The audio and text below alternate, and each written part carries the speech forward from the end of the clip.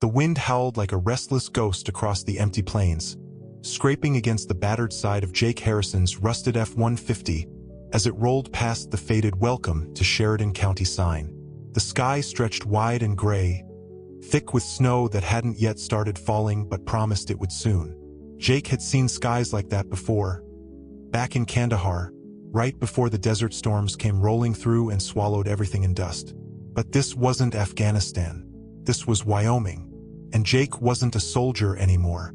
He was a nobody, a shadow with a backpack, $6 in his wallet, a dog tag around his neck, and enough ghosts in his head to drown out any silence. He'd been sleeping in the truck for 3 nights now, parking on quiet roadsides, chasing jobs that never panned out.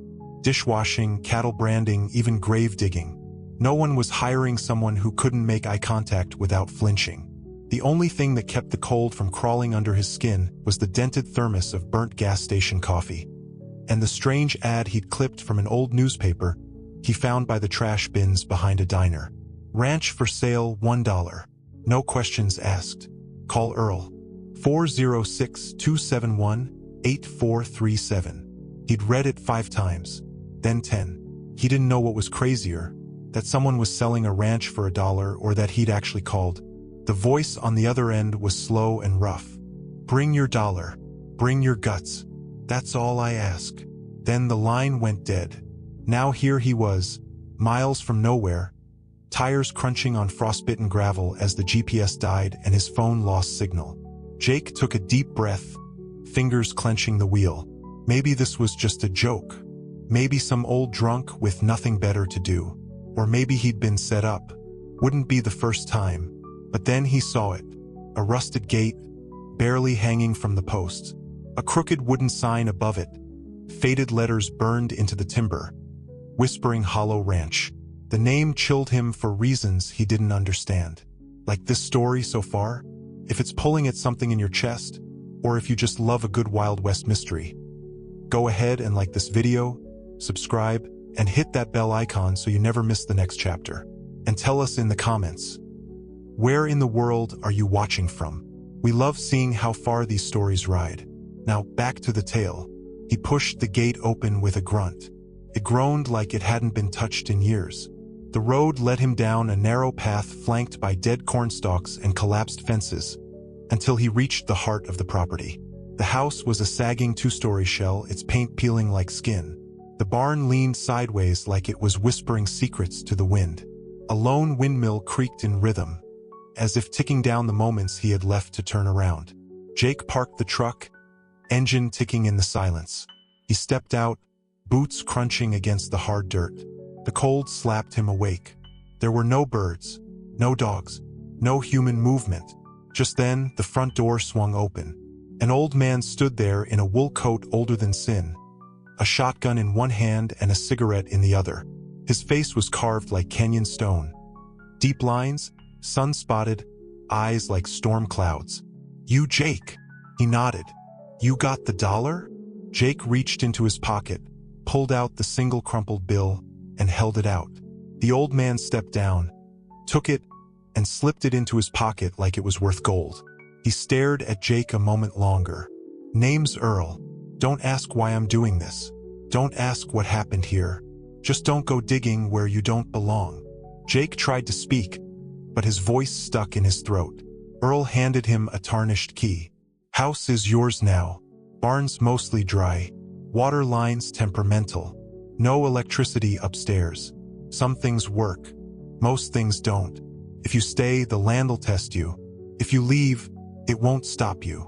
He turned, limped back to the porch, and paused. "Oh, and Jake." Earl looked over his shoulder, eyes hollow. "Some nights you'll hear things. Don't follow them." Then he was gone. Just like that. By the time Jake hauled his backpack inside, Earl's truck had disappeared. There were no papers to sign, no contracts, just a stranger, a key, and silence thick as winter fog. Inside, the air smelled like old wood, mildew, and secrets. Jake lit a small fire in the cracked hearth using leftover splinters from a broken chair and huddled close. The living room had a threadbare rug, a couch that groaned when he sat, and a rocking chair that creaked even when untouched. He spent the next 3 days scrubbing floors, clearing cobwebs, and fixing what he could. He patched a leak in the kitchen roof with old tarps and stacked the firewood left behind. There was no TV, no internet, no distractions. Just work. Hard, honest work. The kind he'd always craved but never had a place to do. Every night, he passed out early from exhaustion, and every night, he heard it. The sound. First, it was just footsteps. Soft, deliberate pacing above him in the attic. Then whispers. Sometimes laughter. He told himself it was wind. Or mice. Or his own damn brain playing tricks again. But on the 5th night, the fire had burned low, and the storm outside cracked across the sky like a whip. He lay on the couch wrapped in a blanket when a sharp thud came from directly above him. He sat up, heart pounding. The storm was picking up. But this sound, this wasn't weather. It was movement, slow and heavy. Then came the creaking floorboards. 1, 2, 3 steps. Jake reached for the fire poker. He didn't own a gun anymore. Not since what happened in Tennessee. He wasn't going to pick one up again. Not unless he had to. The sound stopped. He waited. 5 minutes. 10. Then came the whisper, soft and clear. "You don't belong here." Jake stood, sweat cold on his neck. He turned on his flashlight and made his way to the narrow hallway. The stairs creaked under his weight as he climbed, every step louder than it should have been. The attic door was a trapdoor in the ceiling. He grabbed the pull string, hesitated, then yanked it down. The wooden ladder unfurled. He climbed. The beam of his flashlight swept across the dark space. Dusty boxes, broken furniture, moth-eaten drapes. Nothing moved. He stepped forward, his breath fogging in front of him. Then he saw her. A girl, maybe 17, thin as a rail, pale skin smudged with dirt, wild matted hair. She stood in the corner, half hidden behind an old dresser. She held a hunting knife in both hands, blade shaking. Jake froze. The girl didn't move. Her eyes were wide, unblinking. She looked like something pulled straight from a ghost story, half feral, half terrified. "I'm not here to hurt you," Jake said gently, lowering the poker. "You're not supposed to be here," she whispered. Her voice was hoarse. He promised no one would come. No one. Jake kept his hands where she could see them. "Earl said the house was mine now." Her eyes flashed. "He's gone." "Yeah, gave me the key, took my $1. She shook her head. "He wasn't supposed to leave me." Jake felt something twist in his chest. "How long have you been here?" She stepped back. "You don't ask questions." That's what he said. Okay. He raised his hands. "No questions." They stared at each other in silence, flashlight flickering slightly. "What's your name?" he asked softly. She hesitated. "Clara." Jake nodded. "I'm Jake." Neither spoke. Then she turned, disappeared into the shadows, and before he could stop her, slipped behind a loose panel in the attic wall. Gone. Jake backed down the ladder, shut the attic, and sat by the fireplace the rest of the night. Awake, alert, heart pounding. She was real. He hadn't imagined her. The blade, the fear in her eyes. What had Earl done? Why was she living up there? What kind of deal had been made? The ranch was his now, but so were its ghosts, and one of them was still alive. The next morning, Jake stood on the porch with a thermos of bitter coffee and a mind heavy with questions. The wind had died, but the silence it left behind was louder than ever. The kind of silence that makes you feel watched. The attic panel hadn't moved. No sign of Clara. No creak, no whisper, no shadow. If he hadn't stared straight into her frightened eyes the night before, he might have convinced himself it was all a dream. But she was real. Bone-thin, filthy, and holding that knife like it was the last thing tethering her to this world. He didn't go up again. Not yet. Let her come down when she was ready, if she ever was. Jake knew what it meant to live in a cage, even if it was a cage made of silence and fear instead of bars. By noon, he got back to work. The barn was leaning hard on one side. The roof had holes big enough for birds to fly through, and the stall doors were rotted at the bottom. He found a half-broken wheelbarrow, 3 rusted nails, and a hammer whose handle had been gnawed at by mice. Still, he worked, because that's what kept the darkness at bay. Swing, lift, sweat, breathe. He cleared out a collapsed corner, shoved away moldy hay, and found an old saddle that looked like it hadn't been touched in 20 years.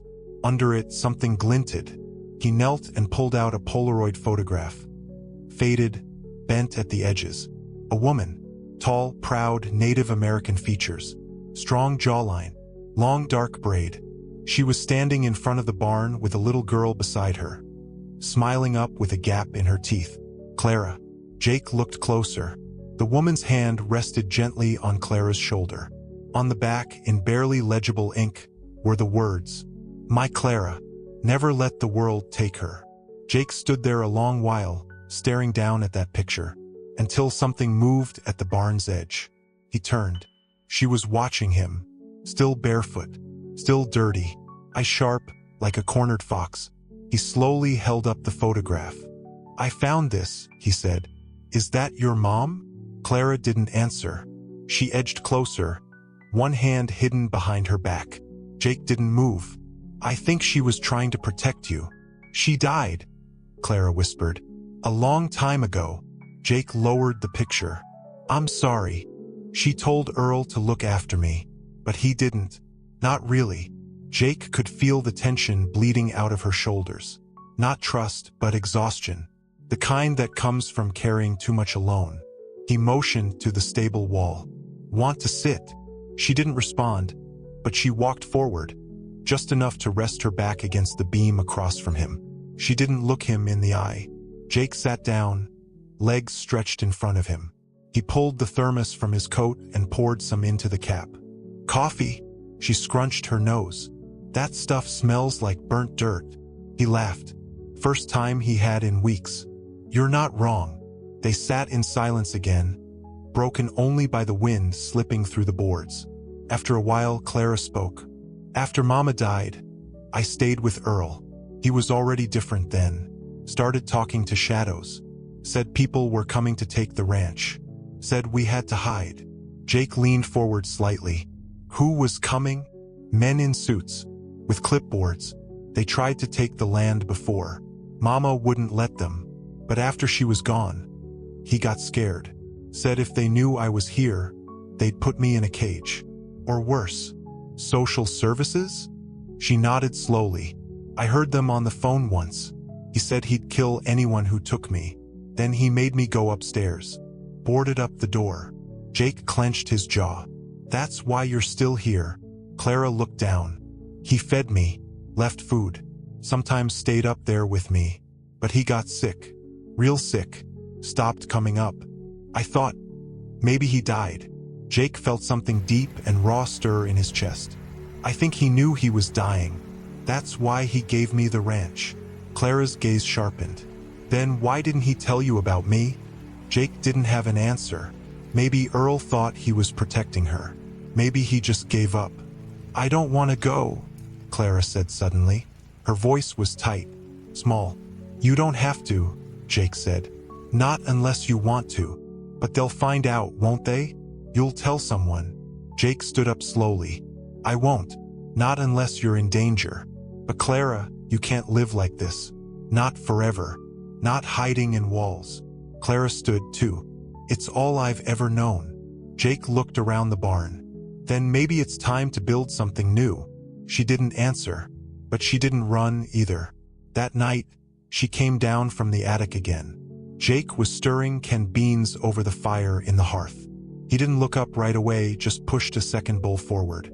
She sat, quietly, and ate like a raccoon. Fast, defensive, but grateful. When the bowl was empty, she looked at the flickering flames. "My mama's name was Elise," she said softly. "She was strong. Everyone in town hated her. Said she didn't belong.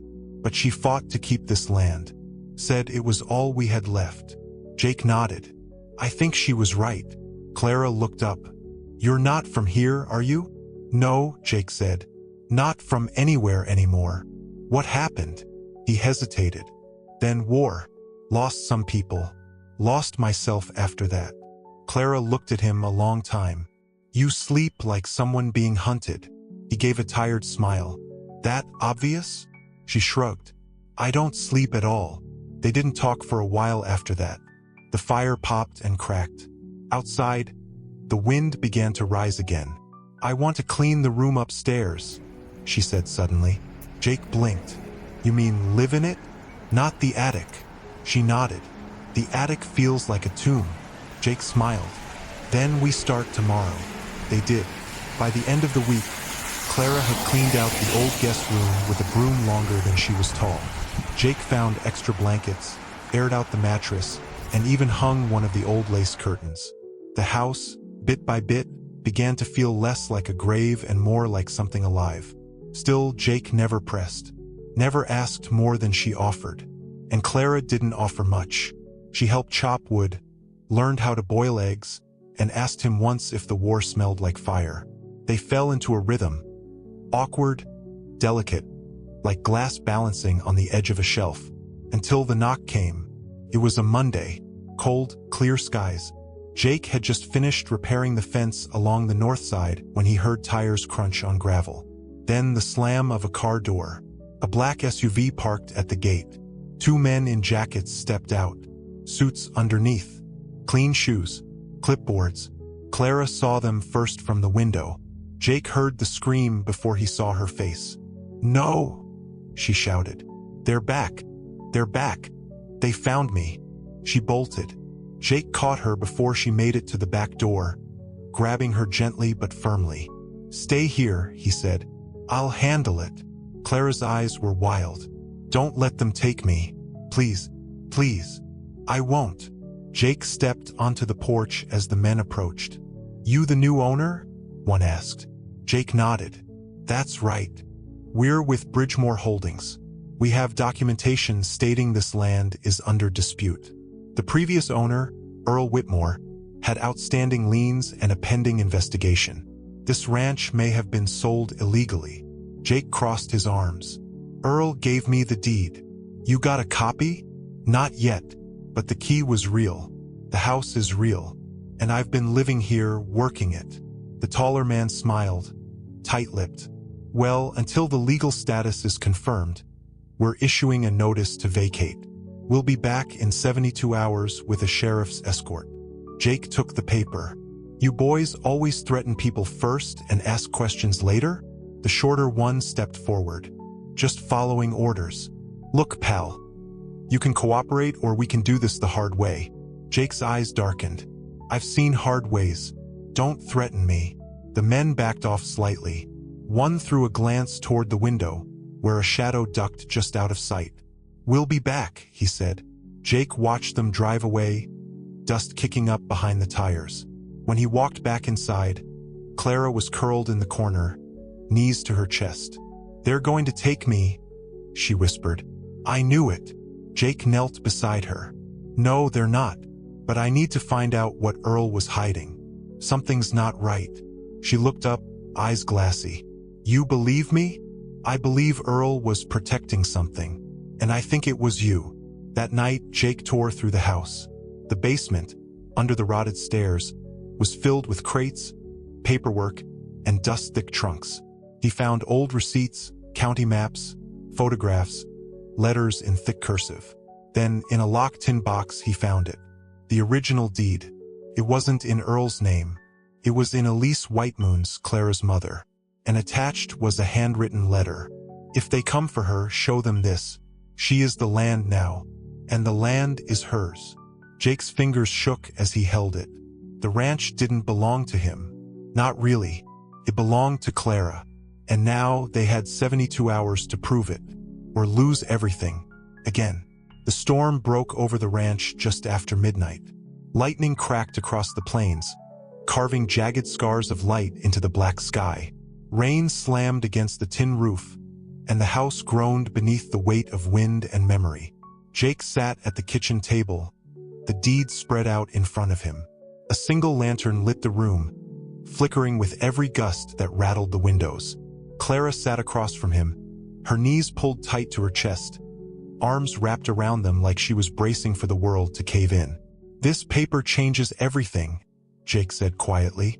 "Your mother was the rightful owner. Earl never sold this place because he couldn't. It was never his to sell." Clara didn't speak. She stared at the deed like it might vanish if she blinked. Jake tapped the corner of the page. "We bring this to the sheriff tomorrow. Let him see it. Once they know the land was willed to your mother, and by blood, to you, those developers don't have a leg to stand on." Clara's voice was almost too soft to hear. "What if they don't care?"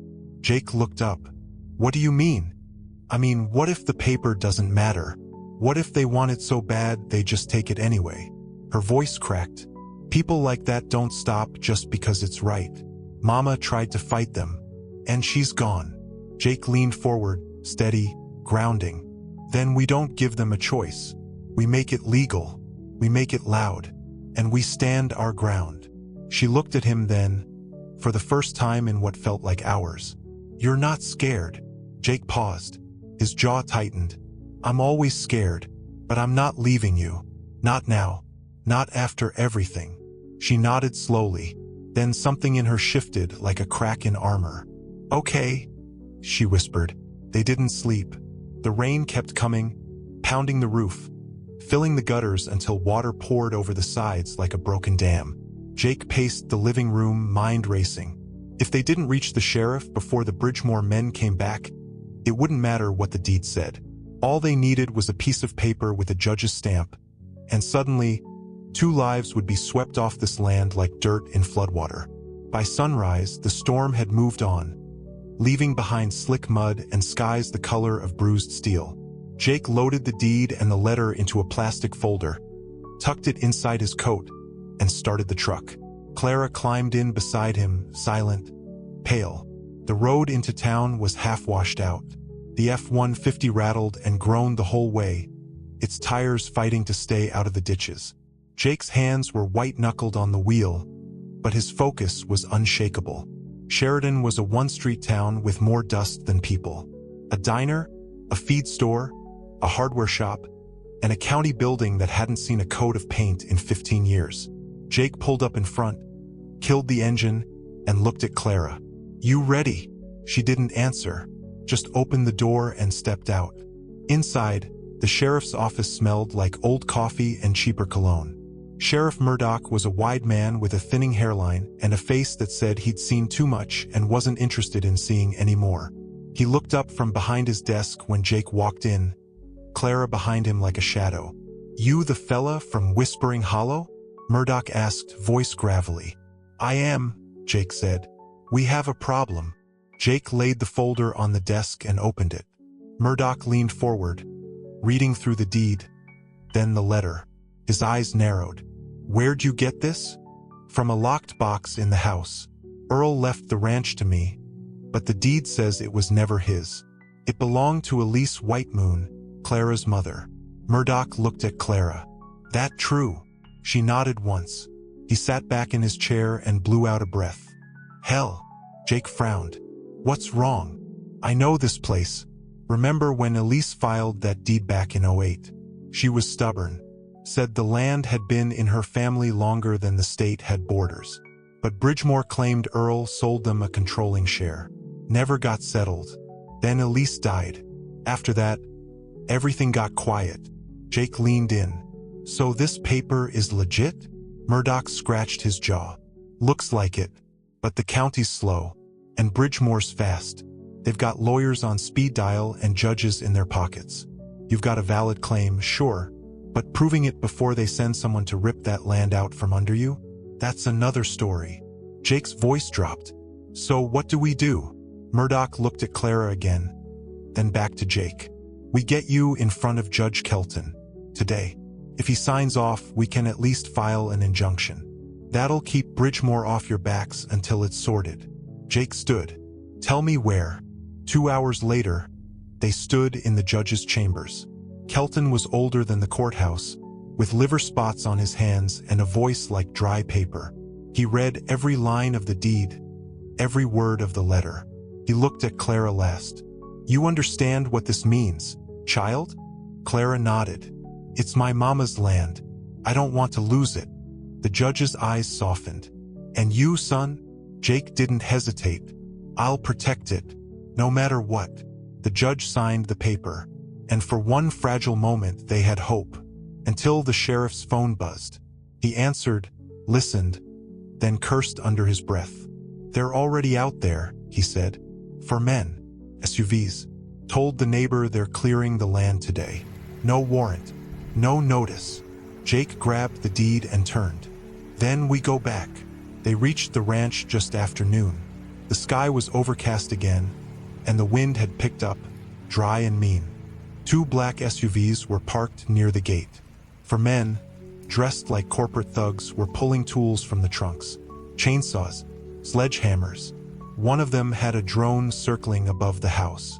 Jake stopped the truck, jumped out before it even rolled to a full stop. Hey!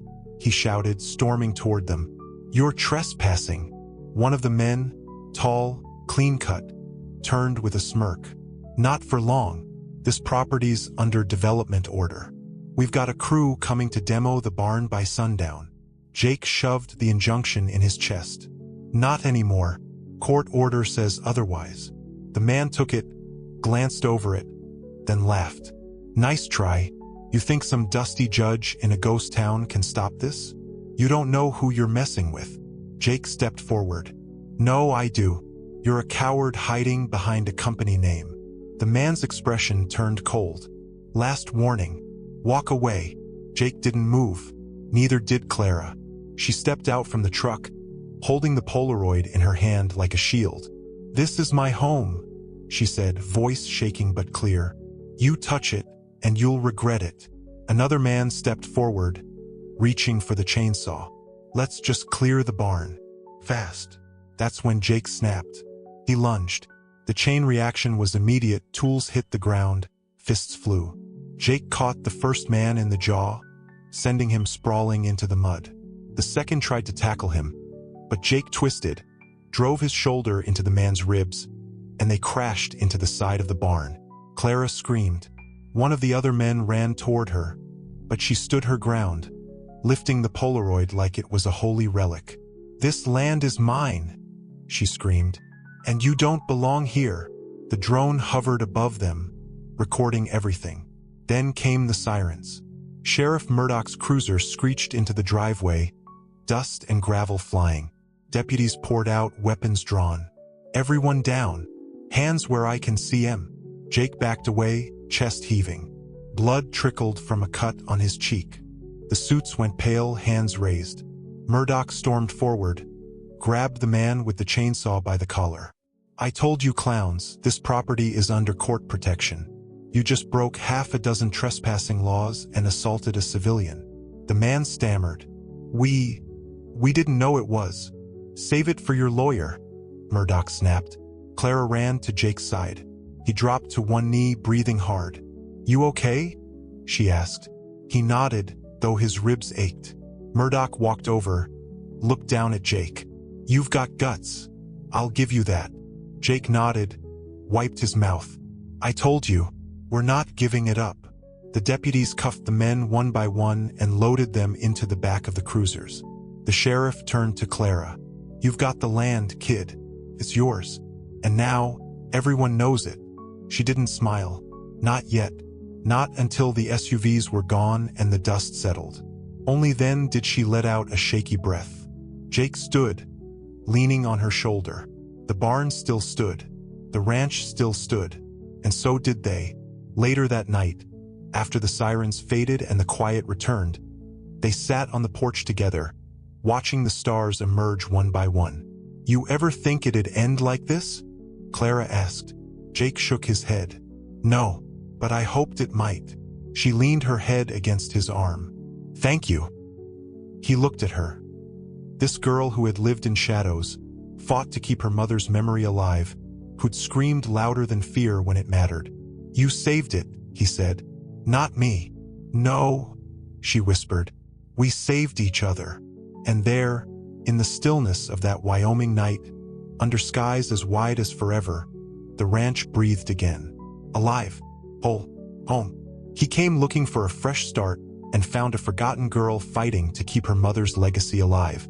Together, they faced greed, ghosts, and the weight of the past, and won. But not every dollar buys land. Sometimes it buys family. Like, subscribe, and follow for more untold Wild West stories, where the land remembers and the heart never forgets. _